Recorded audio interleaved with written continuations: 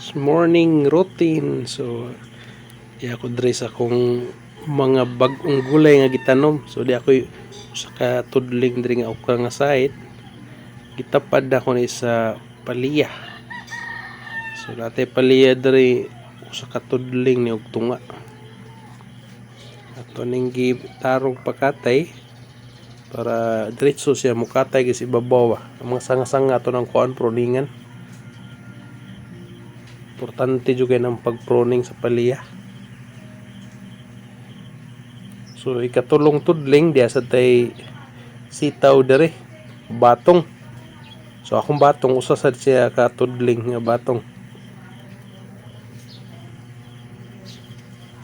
So mo gyapon tong gihimo no atong gipa subay sa pakatkatan para mukatkat yung largos ibabaw. Nagabuyag dinot kailan taon. So sunod nga tudling na sa tay pipino.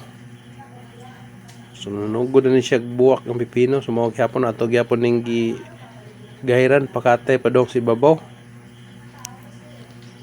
So kini akong pipino na ako'y duha ka tudling ani.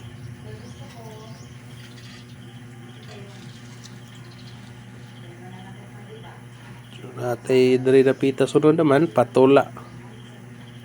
Sikwa sa Bisaya. So ato sa ning patarong og pakatay. So kini sikwa na ako gitanom man nga usa ka tudling. Sari-sari gini mo tanon. So sa sunod ning sikwa, natay tanga dere. Tapos di ay mga okra. So kini dere okra akong gitanom dere dapita.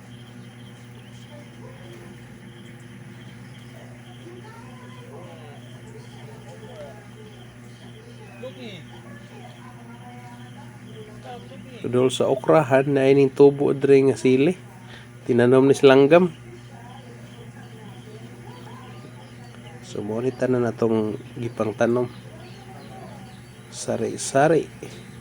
Paliya, sikwa, batong, pipino, okra. Kompleto gina.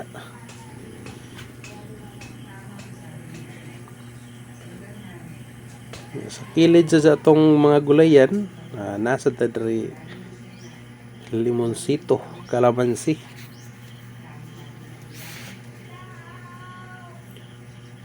Upat na lang ni kapunuan habilin ng dagko kay namatay man ang usa niya. Natay sumpot nga duha. Grafted ni siya nga limonsito nga namatay.